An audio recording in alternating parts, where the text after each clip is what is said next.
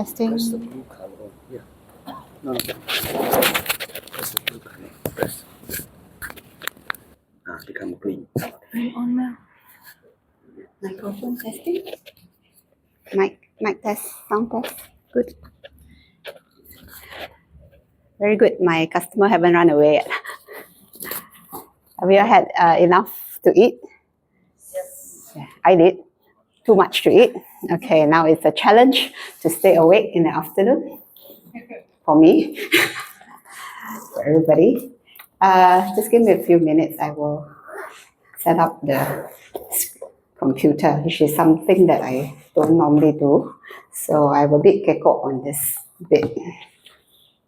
Okay, hang on. Here. You probably need to bring the screen down. Okay.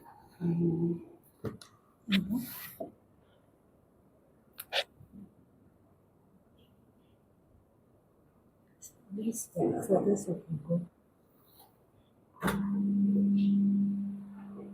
Nothing yet.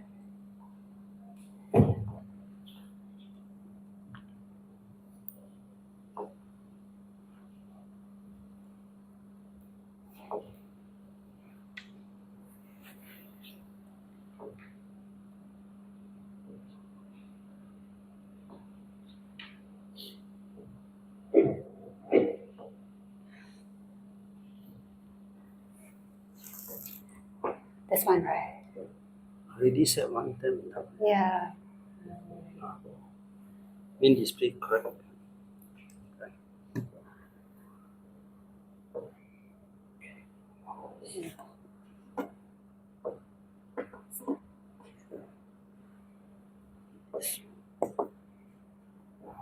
Okay, good.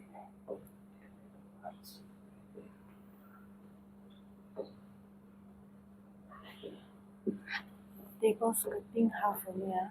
Huh? The table skirting half from here. Can see a little. Thank you.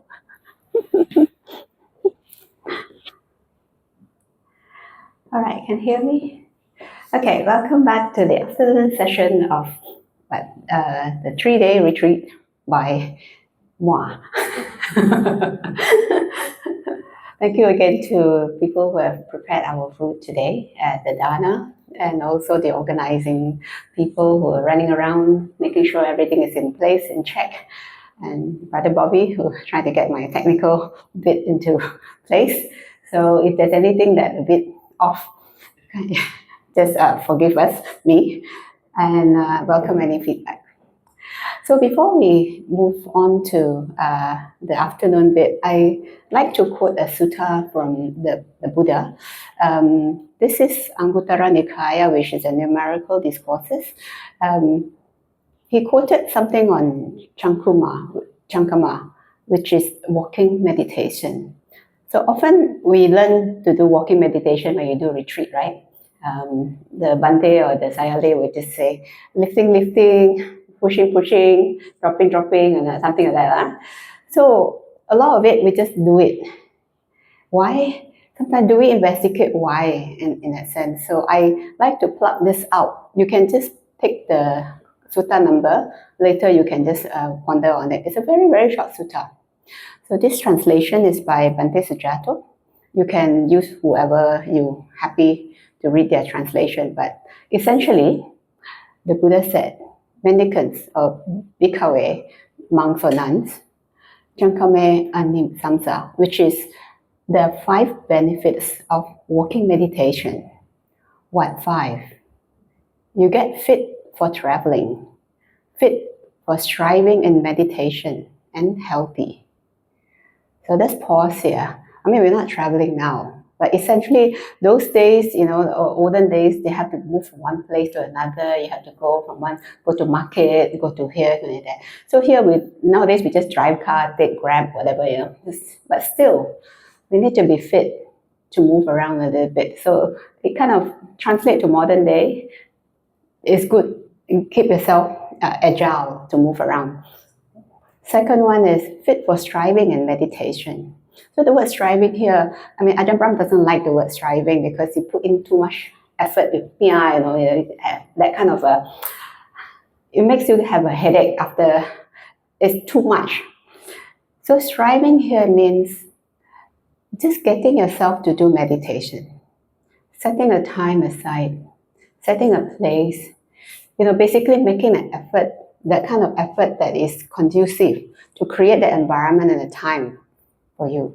Of course, if you're not healthy or you're not in a good frame of mind, you don't even think of wanting to meditate. So the benefit of walking meditation, it gets you to feel fit. And lastly, to be healthy. So this is a kind of a form of exercise that even monastic do. We walk a lot where my monastery, basically we walk. I walk from my kuti to work. My kuti is up the hill, so you have to climb. And so when I leave my kuti in the morning, I take everything with me. Now fire season. Basically, if I don't come back to kuti or if I die that day, it's done. So we have to keep the place as though you don't come back for the day.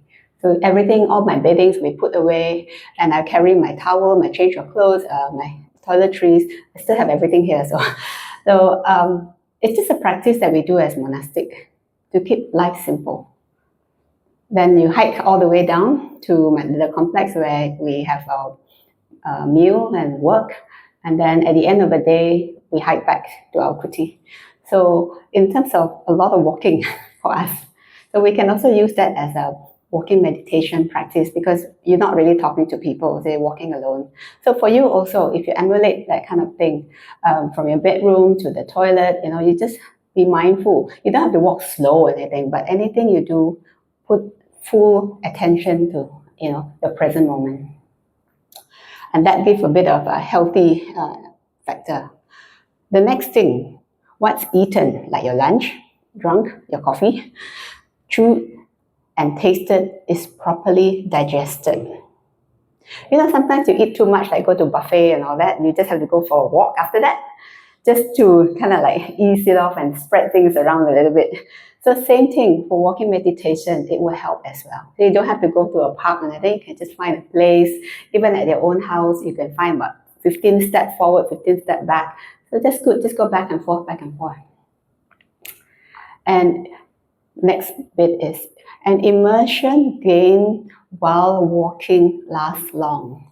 Here, immersion is translated from samadhi. What the Buddha said here is, if you do walking meditation and you really focus on the object at the present moment all the time, you will carry that mindset of present moment awareness into the next thing that you do.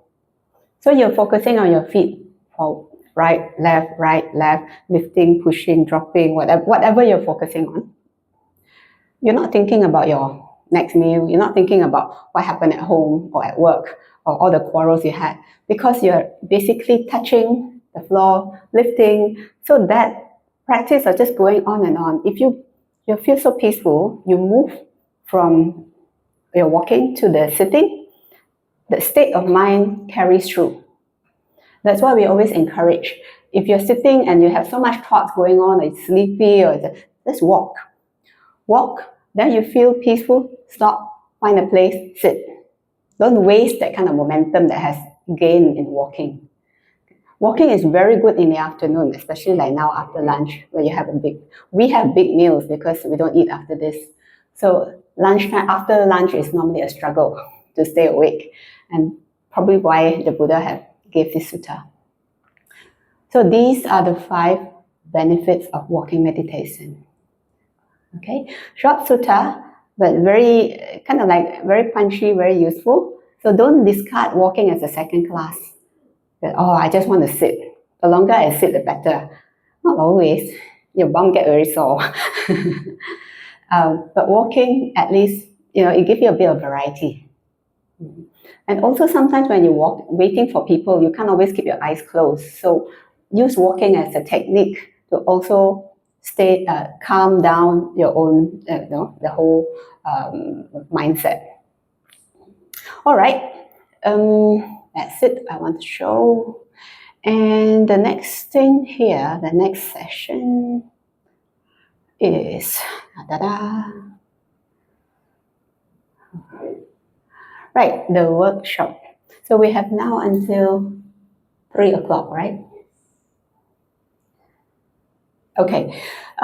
So afternoon session, I'm trying to run through some tools and tips that maybe you can take away after these 3 days and apply it to your life. This entire workshop or retreat is basically to equip you with some things maybe you have heard before or you haven't heard before, but something maybe you can just take and you use it as and when you need it. So I like to work on something called facing challenges. Who doesn't have challenges?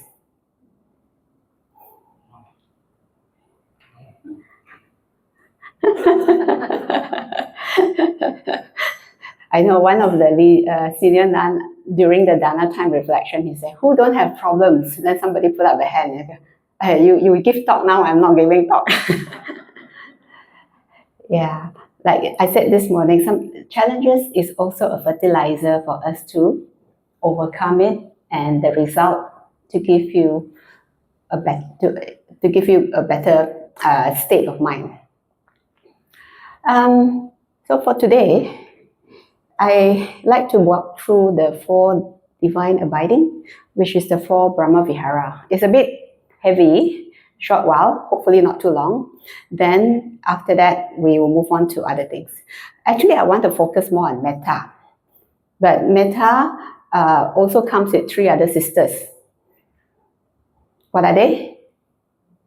Karuna, Mudita, Upekkha. So clever. All right, what is metta?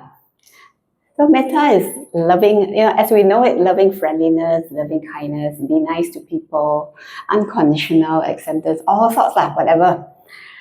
Essentially is unconditional, the word, and the word acceptance for whatever the situation is. Have metta to it. But what metta is not, the enemy, the near or far enemy of metta is lust and affection. So if a metta for somebody you might crave for, be careful. Whether it's that true metta or it's falling in love. Another one with very close knit is affection for your own children, for parents, siblings, friends. If you discover yourself, you want to change the other person, it might not be metta, because it's strongly motivated by how you want things to be. So be careful here. Don't use, it's metta, I have metta for you. I want you to change. I want you to do this, this, this. So it's not quite that way. Yeah, so just be careful where it is. The second bit is karuna. I use the word wise compassion. A lot of people just say compassion. Compassion can drag you down in many, many ways. If you have so much compassion, you actually get very upset when you see so many bad things happen in the world. With the war, with the famine, with the silly things of greed, where the people in power do wrong things. I have compassion for it. You get very upset and agitated inside. That's not karuna. Karuna is where you know how to draw the line, where you have compassion that whatever nasty things that the person have done, the person will suffer the consequence. You're not here to change the person. Your person said, I have so much compassion for you.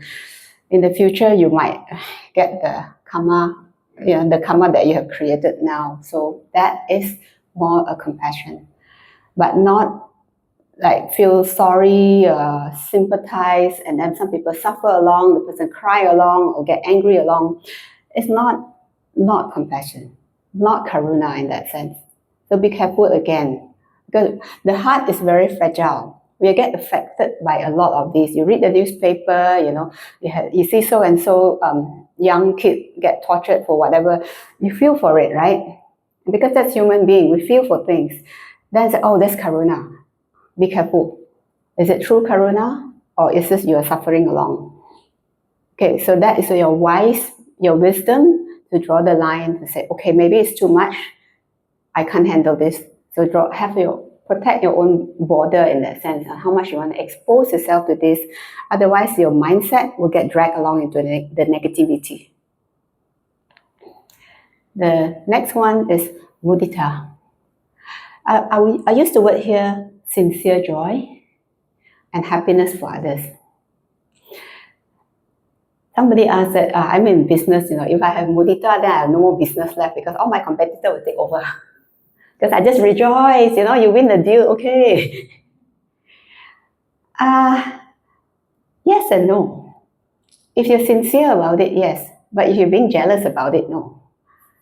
If you're envy about it, you put in your best, as ethical as you want to run your own business or do your own deal.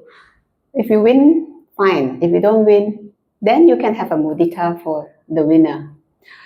But again, in this real world, there will be elements of bribery, cronyism. We live in that life here. If we're going to stand up and just blame everything for it, you're not going to be very happy. So sincerity here is very selective as well. If you wish to create the mudita, fine. If you're unable to have the mudita, you can have the karuna. Okay, this time you put in your bribe and you won the deal. Well, that's the karma that you do. You know what I mean? So rather than forcing yourself to rejoice, and you're like, cannot be, I cannot do this. Yeah. So again, all this Brahma Vihara, or the 4 divine abiding, is very how you choose to apply to your own life. Don't just blindly say, oh, okay, I should rejoice, I should this, I should that. And lastly, upekkha. The most common translation is equanimity. Most people don't understand what equanimity is. It is not a don't care. I'm equanimous, just spill the water, no problem. Just do this, just do that, just spend the money, I'm equanimous. That's not equanimity. That's don't care. This is where anything happens, you can be even-minded. Upekkha is one of the most difficult things to do because we are so easily affected one way or another. Somebody press your button, you already don't feel so good. Can I be equanimous? Don't lie. Cannot. So it's okay. So that's why this is called Brahma Vihara. It's basically when you have practiced well and you're able to gain higher understanding, the equanimity comes naturally. So don't force yourself to be equanimous. You can use the first 3, the metta, karuna, mudita. The upekkha generally comes by itself. If your child grow up to be somebody, a profession that you don't wish the person to do, yes, the point that you can reach upekkha, that means you have let go a lot. If I want to give a simile, yeah, if my nuns do something that I really cannot take it, if one day I can accept, then I think my upekkha has increased a little bit. So that's where I think I measure to that point. So don't really use this as something that you want to achieve or have to major in, I would say. But the rest of the other 3 are very useful because metta open your heart. When you invoke kindness, acceptance to whatever's happening in the world, to yourself, to your family. And then karuna is also softening the heart to see the suffering of others, but don't suffer alone.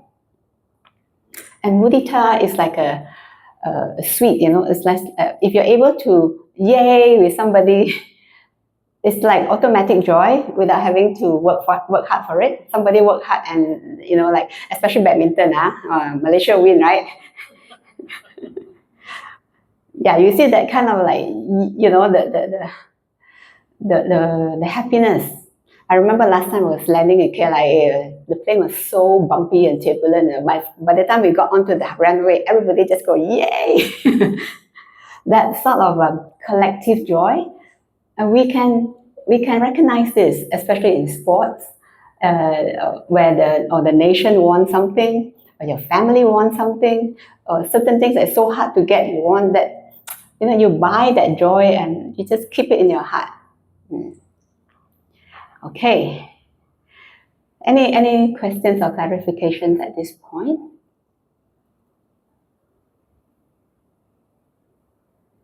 Do you have any other definitions of this? I'm not sure whether you've seen this before. This is something I just put together. Yes, please. Why do you have to put a wise in front of compassion? Wise. Simply because I have come across many people who does a lot of thing of compassion, and then when you don't apply the wisdom part, it's very easily your energy get drained out to become like a sympathy, or you suffer along, you cry along, you get angry along with somebody. But when you have the wisdom to know that your own mindset is being dragged down, because you have to keep your mindset where it is. If it get dragged down and you're actually suffering more than before you start, then the wisdom is not being used. So you have to have the wise to put the wisdom element inside the compassion. Yeah. Sometimes you can't have it. Where there is this disaster in the world or here, suddenly your whole family get wiped out, and you just have compassion, but no, you'll be so distracted. Yeah, so then it's not really compassion already. So remove yourself from I don't have karuna at this time. It's not karuna. Karuna is where you can really look at it and say, okay, yeah, I have compassion that this what the person is suffering. Compassion is very difficult for close, where you're somebody you're close with. It's easier to do with somebody you don't know. You can wish all the patients in the hospital to be well and happy. That is okay. The compassion, you can radiate that kind of compassion to them. However, sometimes when you're so close to somebody, it's just that element of too much, too close, you get involved in that. Yeah. Okay, so have that kind of wisdom to draw the line to say, okay, maybe not now. You can, doesn't mean that it won't. Time will normally heal anything. Yeah. Okay. No more? All right. Yes, please. If let's say you choose wise compassion, is it metta to yourself because you draw a boundary from the action of the sympathy? So is it like co-linked, or it's not one item? Correct. All these are very interlinked in a way. You are protecting yourself. Yes. You're protecting the heart, which is most important. If you yourself can't function well, no way any of these four will be taking place. Like in the flight, they said if anything happens, you protect yourself. You put in a jacket first, then you put it on your baby. The oxygen is you first. Then it's always, you have to be in the position that you can help others first. Thank you. How many people have attended Ajahn Brahm 9-day retreat or any retreat here? Are you all familiar with the Metta Sutta in English? You chant it here in BGF? Yeah, no? Oh, okay, yeah. I like to move on to this, the next slide, which is the Metta Sutta. I will invite all of us to chant along. For those who are sitting there, maybe you want to move over here if you can't see, or if you already memorized, then it's fine. Can see or not? From the back. Because the next part of the workshop, I will invite you to take some of the words from the Buddha's words on loving kindness here and see how you can apply to your own personal, ongoings. Okay, we will turn the tune of Ajahn Brahm because I don't know any of the tunes. Okay, I have to see. Can everybody see? So this is from the Sutta Nipaka 1.8, if those who are keen to find out more. The translation, well, this is basically in Pali, the Karaniya Metta Kusat, that's the one. But the translation can be slightly different one way or another. This one was translated so that we can chant. Because some words, sometimes when they translate, you can't chant because some words, some sentences are longer than another. Yeah? Okay. Come to stay awake a little bit, we do a bit chanting, get the energy up again. Okay, ready? Okay, I'll start the first line. This is it, this is what should be done by one who is skilled in goodness and who knows the path of peace. Let them be able and upright, straightforward and gentle in speech, humble and not conceited, contented and easily satisfied, not busy with duties and frugal in their ways, peaceful and calm and wise and skillful, not proud or demanding in nature. Let them not do the slightest thing that the wise would later reprove, wishing in gladness and in safety. May all beings be happy, whatever living beings there may be, whether they are weak or strong, omitting none, the great or the mighty, medium, short or small, the seen and the unseen, those living near and far away, those born and to be born. May all beings be happy. Let none deceive another or despise any beings in any state. Let none through anger or ill will wish harm upon another, even as her mother protects with her life her child, her only child. So with a boundless heart should one cherish all living beings, radiating kindness over the entire world, spreading upward to the skies and downward to the depths, outward and unbounded, freed from hatred and ill will, whether standing or walking, seated or lying down, free from drowsiness. One should sustain this recollection.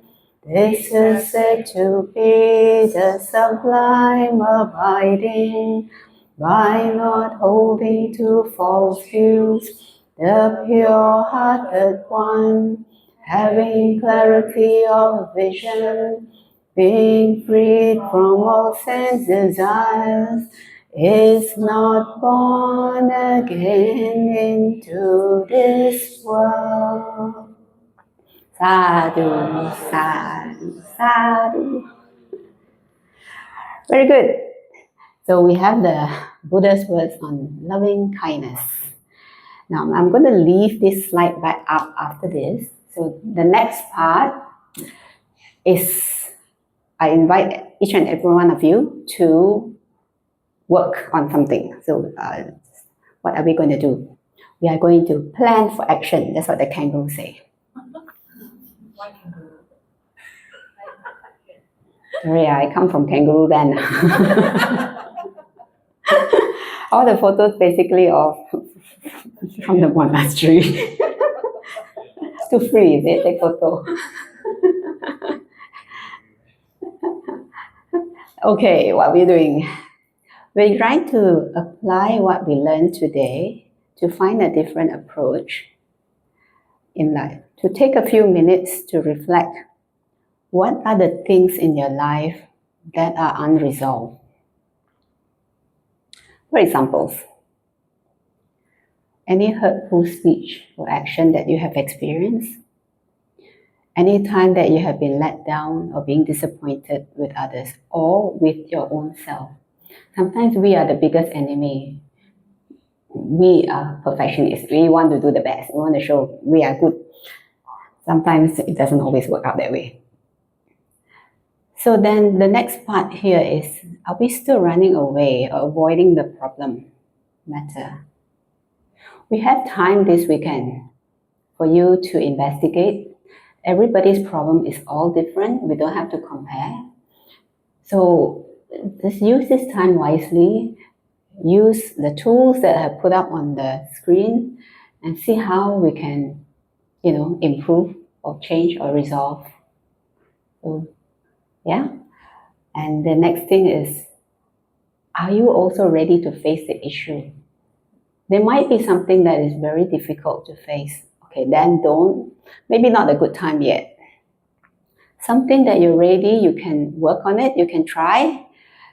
Then maybe use this opportunity. Just take one thing and then apply. So the last bit is list down bite-sized, realistic plan for change. So if there's any change needed to be done in your life, if you're missing someone who has left you, if you've been scammed, if you have lost certain things or person in your life, or whatever, list down bite-sized, means something that you can chew on, not too much, realistic for your own self, that you can use it to change. Okay. I will give you some tips now. So first thing is, tell yourself, I can do this. Facing challenges, you need to be confident. And then, don't forget to smile. Sometimes when you list down something very nasty,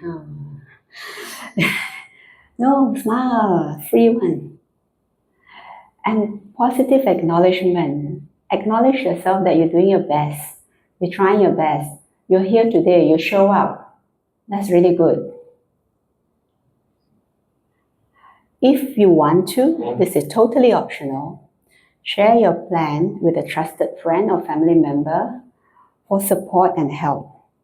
You can say, I want to overcome the loss of my sister, example, but I can't do it alone. So if I go backward, can you tap on my shoulder and say, So that kind of support and help. Not everybody have a trusted friend to be able to help this. If you do, you're very lucky. So you can share that with somebody.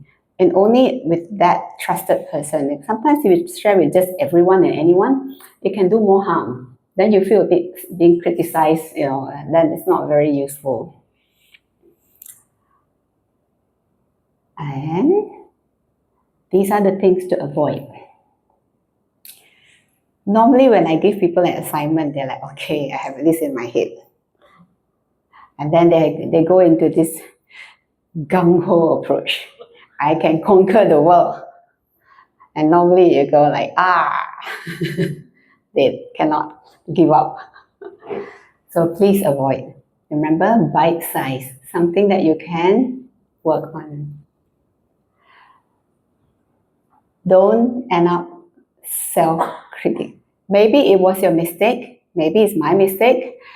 If you're working on something that you have messed up in your life, don't repeat to criticize yourself. It's not helpful at this point when you're trying to find a resolution for it. And don't give up too soon. Good things take time. Okay. So, this photo is a male and female cockatoo. The one that goes flutter, flutter, flutter is the female. The male just act blur.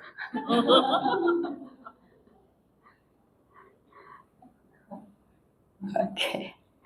What is also useful? Happy and wholesome speech, action, and thoughts. Always, always, always. Anything happy and wholesome. Words of encouragement, being grateful for whatever we have. My mom, she's in a senior home. She's 84. And every day she gets WhatsApp messages from her friends, words of encouragement. And she finds it so helpful. Not every day you wake up right side of the bed, it's just like, so grumpy today. But then she tells me all these little words of encouragement. It helps her.